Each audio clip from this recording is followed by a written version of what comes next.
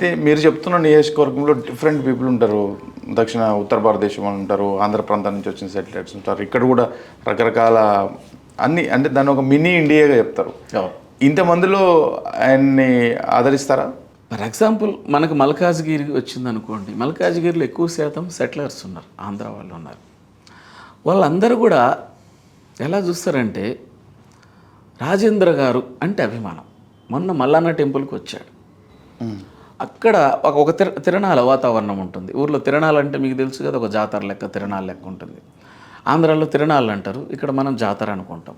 ఆ విధంగా మొత్తము ఆ పబ్లిక్ అంతా అక్కడికి వచ్చేసి అందరూ వచ్చి ఫోటోలు దిగుతున్నారు. ఎవరో తెలియదు మనకి, మొత్తం వాళ్ళే సార్ ఒక ఫోటో అంటే ఏం చేస్తారు అంటే అభిమానం అది. కాబట్టి ఈనాడు అక్కడ ఉన్నటువంటి కళాకారులు అందరు కాదు, మీకు చెప్తున్నా కదా, చాలామంది కళాకారులు మల్కాజిగిరి ఏరియాలో ఉన్నటువంటి అమోఘమైనటువంటి వ్యక్తులు వాళ్ళందరూ కూడా రాజేంద్ర గారికి మనం ఇవ్వాలి. ఆయనకి ఇస్తే మాత్రమే మనం ఓటేద్దాం, ఆయనకి ఇస్తే మాత్రమే ముందుకెళ్దాం అనేటువంటి మాట నేను తిరుగుతున్న ఈ తరుణంలో ప్రతి ఏరియాలో మన వాళ్ళు ఎక్కడ ఉంటారు అందరూ, వారు మా బంధువులు కావచ్చు, అక్కడ ఉన్న వాళ్ళు కాకపోతే వేరే వాళ్ళు కావచ్చు, అందరు స్నేహితులు కావచ్చు, మిత్రులు కావచ్చు, మేము జరిపిన సభలో ఉండేటువంటి మా సంఘం వర్గాలు కావచ్చు, అన్నీ ఎక్కడికి వెళ్ళినా కూడా అదే మాట, ఆయనకి ఇస్తే చాలు. కానీ ఇప్పుడున్న నియోజకవర్గం సిట్టింగ్ ఎంపీగా ముఖ్యమంత్రి ఉన్నారు, ఆయన కూడా గెలవాలని ప్రయత్నం చేయొచ్చు కదా, గట్టిగానే చేయొచ్చు, తప్పు లేదు, దాంట్లో వాస్తవం కరెక్టే. ఇప్పుడు ఆయన గతంలో ఎంపీగా గెలిచాడంటే చాలా కారణాలు ఉన్నాయి. దానికి కారణాలు ఏంటంటే ఈ 10 ఏళ్లలో వీళ్ళ మీద ఒక వ్యతిరేకత వచ్చింది. తెలంగాణ ప్రభుత్వం మనం తెచ్చుకుంది, సాధించుకునే ఉద్యమంలో తెలంగాణకి కావాల్సినటువంటి ఫస్ట్ ఏంది, చదువుకున్న పిల్లలకు ఉద్యోగాలు కావాలి, లేదు ఉపాధి కావాలి. ఉద్యోగాలు ఇవ్వలేమనుకున్నాడు, వాళ్ళకు ఉపాధి కల్పించాలి. అది ఏ రకంగా కల్పించాలన్న దాంట్లో ఫస్ట్ దాంట్లోనే అక్కడ విఫలం చెందారు. తర్వాత మేము నీటి వనరులు సమకూర్చాము, పవర్ సమకూర్చామంటే దీని గుండా చాలా నష్టం కూడా జరిగింది. సమకూర్చింది ఓకే, కింద అప్పులు కూడా జరిగాయి, అది ఒక భాగం. అయితే ఈ తరుణంలో నేను ఇవి చేస్తాననేటువంటి ముందుకు వచ్చిన వ్యక్తిగా అక్కడ ఈయన రేవంత్ రెడ్డి గారు వచ్చారు. కాబట్టి ఇక్కడ చూస్తే ఎవరు లేని పక్షంలో ఈయన ఒక్కడే కల్పించాడు, అక్కడ రేవంత్ రెడ్డి గారు గెలవడానికి అవకాశం. అది కూడా ఒక భాగం, గెలుపులో అదొక పోటీ ఎవరి మధ్యలో ఉంటుందంటారు? 3 పార్టీలు ప్రధాన పార్టీలు ఉన్నాయి కదా. ఇప్పుడు అక్కడ టీఆర్ఎస్కి అసలు పోటీ ఉండదు, వారు ఇంకా నిలబడటం వరకే. కానీ పోటీ కాంగ్రెస్కి మన బీజేపీకే జరుగుతుంది, రెండింటి మధ్య జరుగుతుంది. ఎందుకంటే స్థానికంగా నిలబడి గెలిచి ఒక ముఖ్యమంత్రి ఉన్నాడు కాబట్టి అతనికి అనుచరులు కావచ్చు, అక్కడ ఉండే వ్యక్తులు కావచ్చు, సహకారం ఉంటుంది. కాబట్టి ఇక్కడ జరిగేది ఒక కాంగ్రెస్ పార్టీ బీజేపీ పార్టీకి జరుగుతుంది. అయితే ఇందులో ఇంకొక కోణంగా కూడా మనం ఆలోచన చేయాలి. ఇది రాష్ట్రానికి సంబంధించినటువంటిది కాదు, దేశానికి సంబంధించినటువంటిది. ఈ ఎన్నికలు దేశానికి సంబంధించింది. దేశంలో ఎవరు ప్రధానిగా ఉంటే బాగుంటుంది, మన యొక్క భారతదేశ ఔన్నత్యాన్ని చాటుకుంటాం, భారతదేశం యొక్క గొప్పతనాన్ని చాటుకుంటున్నాం, భారతదేశం యొక్క విధి విధానాలు, మన దేశంలో ఉన్నటువంటి గొప్ప కళలు కావచ్చు, ఒక ఔన్నత్యం కావచ్చు, ఒక ఆనాడు చూసుకున్నట్టే మహావీరులు, ఎందరో మంది వీరులు మరణించినటువంటి భారతదేశం. ఈ భారతదేశం గొప్ప చైతన్యం కలిగినటువంటి దేశం. అన్ని దేశాలు కూడా మన భారతదేశం వైపు చూసి సలాం కొడుతున్నాయి. అంత గొప్పగా తీసుకొచ్చి, అంత చైతన్యం తీసుకొచ్చి, అంత ఎంతో మార్పులు, ఆర్థిక మార్పులు కావచ్చు, సామాజిక మార్పులు కావచ్చు, అనేక మార్పులు తీసుకొచ్చినటువంటి ఏకైక వ్యక్తి 10 ఏళ్లలో నరేంద్ర మోడీ గారు. కాబట్టి నరేంద్ర మోడీ గారు మళ్ళీ ఉండాలి ప్రధానిగాని గట్టిగా ప్రజలు నిర్ణయించుకున్నారు.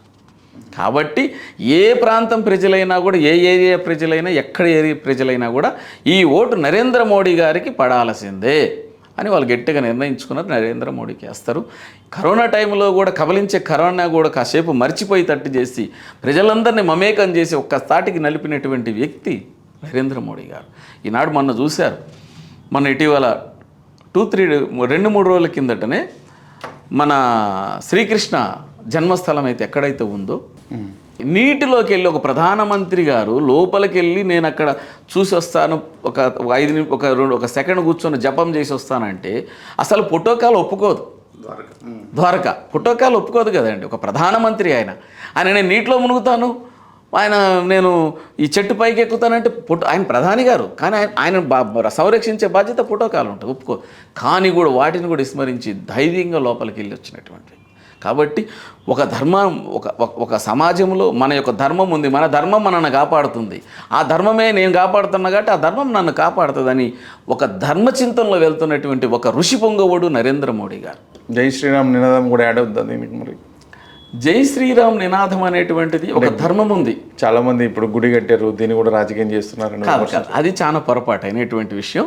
ఇప్పుడు రాముడు అనేటువంటి వాడు ఒక రాజు అనేటువంటి ఆనాడు ఆయన చేసినటువంటి ధర్మాన్ని, ఆయన స్థాపించినటువంటి ధర్మం కావచ్చు, అది ఒక చిన్న విషయం.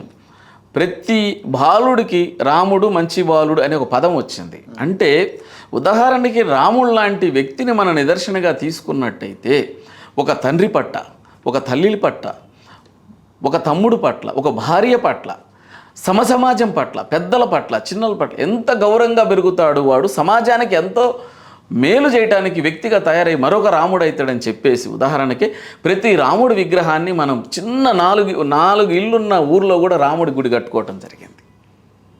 ఆయన్ని ఆదర్శంగా తీసుకోమంటున్నాం. అందుకు భారతదేశం ప్రజలు, యూత్ అందరూ కూడా ఆయన్ని ఆదర్శంగా తీసుకొని ఆ ధర్మపదంలో నడవండి. ఇది మతానికో కులానికో దేనికో సంబంధించింది కాదు. అందరూ కూడా ఆదర్శప్రియుడైనటువంటి వాడు, అది ఆదర్శం పురుషుడు రాముడు. అటువంటి ఆదర్శాన్ని తీసుకొని ఆయన నడిచిన విధానాలు, ఆయన జీవన విధానం తీసుకొని ముందుకెళ్తే అందరూ కూడా సమాజం. ఒక ఇంట్లో ఒక యువకుడు ముందుకు చక్కగా అయితే ఆ 10 ఇళ్లలో 10 యువకులు చక్కగా అయితే ఆ ఏరియా మొత్తం బాగుంటుంది. అటువంటిది 10 వెళ్తే 10 మంది 10 యువకులు ఒక ఊర్లో మంచిగా వెళ్ళారనుకోండి, గ్రామం నుంచి మండలం నుంచి ఇట్ట అన్నీ కూడా ఆ దేశమే సస్యశ్యామలంగా మారటానికి ఉంది, మంచి బాటలో నడుస్తుంది. అది అన్ని విధాలలో అది చైతన్యం కలిగి ఉంటుందనే ఉద్దేశంతో రాముని ప్రతిష్ఠించజరిగింది. అక్కడ మొత్తంగా చివరికి ఏం చెప్తారు ప్రజలకు? ఒకటే నేను ఎన్నికల సమయంలో ఒకటే చెప్తున్నా, తెలంగాణ ప్రజలందరికీ కూడా చేతులెత్తి జోడించి చెప్తున్నాను, భారతదేశం యొక్క ఔన్నత్యాన్ని చాటుతున్నటువంటి మహా వ్యక్తి నరేంద్ర మోడీ గారు. వారిని దృష్టిలో పెట్టుకోవాలి. అటువంటి బాటలో నడుస్తున్నటువంటి మన తెలంగాణ ముద్దుబిడ్డ ఈటల రాజేంద్ర గారు. కాబట్టి వారు ఎక్కడ నిలబడ్డా సరే, ఎక్కడ వారు ఎంపిక నిలబడ్డా గుర్తుపెట్టుకొని వారికి ఓటేసి వారిని గెలిపించుకొని ఎక్కువ మెజారిటీతో గెలిపించుకోవాలన్నది నా ఆశగా ప్రజలందరూ కూడా ఓటేసి గెలిపించాలని చెప్తూ, అంతేకాకుండా రాబోయే భావితరాలకు కూడా వారు పూలబాటేస్తారు. వారు ఎంతో అటువంటి వ్యక్తిని గెలిపించుకున్నట్టు సమాజంలో సమానంగా చూస్తాడు. ఎక్కడ ఎక్కువ తక్కువలో ఉండు, అందరికీ కూడా అందుబాటులో ఉండే వ్యక్తి, నిరంతరం కూడా ఏ టైంలో వెళ్ళినా కలిసే వ్యక్తి, ఫోన్ చేస్తే ఫోను లేపే వ్యక్తి, ఏ పదవులు ఉండని పదవులు లేకపోయినా కూడా పలికే వ్యక్తి. నిదానకండి ఇప్పుడు ఈనాడు మనం చూస్తున్నాం, ఉదయం 7 గంటలకి మనం వారి ఇంటి దగ్గరికి వెళ్తే 10 గంటల వరకు టిఫినీలు నడుస్తుంటాయి ఎంతమంది వచ్చినా. అక్కడి నుంచి 10 గంటల నుంచి సాయంత్రం దాకా భోజనాలు నడుస్తాయి ఎంతమంది వచ్చినా కూడా. ఎవరున్నారు ఇవాళ రేపు మీరు చెప్పండి. ఆ విధంగా మనిషికి ఫస్ట్ ఏం కావాలి? తిండి కావాలి. మనిషి బతకాలంటే తిండి తినాల్సిందే. అది ఎవరైనా సరే, అది ఏ స్టార్ హోటలా లేకపోతే కింద పాకా హోటల్ అనేది కాదు. ఏదో ఎవరి స్థాయికి తగ్గట్టు వాళ్ళు భోజనం చేయాల్సిందే కదా. మరి ప్రతి వ్యక్తికి కావాల్సింది భోజనం. ఆకలి అనేది పెద్ద వ్యాధి, దీన్ని మించిన వ్యాధి ఈ యొక్క సృష్టిలో ఏ వ్యాధి లేదు, దీనికి మందే లేదు. కాబట్టి దీనికి మందు తింటమే. కాబట్టి అటువంటి మనిషికి సంబంధించినటువంటి భోజనం అనేటువంటిది ఆయన అంత సదుపాయం చేసి ఇన్ని 365 రోజులు పెడుతున్నాడు. ఎంత గొప్ప వ్యక్తి అది. మనిషికి ఆ ప్రేమ అక్కడ తెలిసిపోతుంది ఆయన ఆ మనిషి ఎటువంటి వ్యక్తి అనేటువంటిది. కాబట్టి అటువంటి వ్యక్తిని గెలిపించుకుంటే సమాజం కూడా బాగుంటుంది. ఆ సమాజంలో మనం ఉండ కాబట్టి మనం కూడా బాగుపడతాం. రాబోయే భావితరాలకు కూడా ముందు ఉంటాయి. మీరు కరోనా టైంలో వారు చేసినటువంటి సేవలు, అందించిన వైద్య సేవలు, అమోఘం, ఇవన్నీ కూడా మీరు చూసుకోండి. వారు వచ్చిన విధానాలు చూసుకోండి.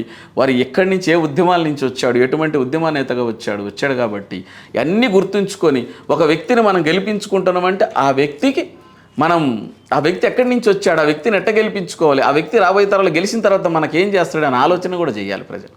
చేసి వారిని గెలిపించాలని చెప్పేసి మా వాయిద్య కళాకారుల సంఘం తరపు నుంచి తెలంగాణ ప్రజలందరినీ కూడా పేరున అందరికీ కూడా ధన్యవాదాలు తెలియజేస్తూ సెలవు తీసుకుంటాం. థ్యాంక్ యూ ఎల్వి చెన్నారావు గారు. నమస్తే అండి. అక్కడ నరేంద్రుడు, ఇక్కడ రాజేంద్రుడు అంటూ చెన్నారావు గారు చెప్తున్నారు. మరి ప్రజలు ఎలాంటి తీర్పునిస్తారో వేచి చూడాలి.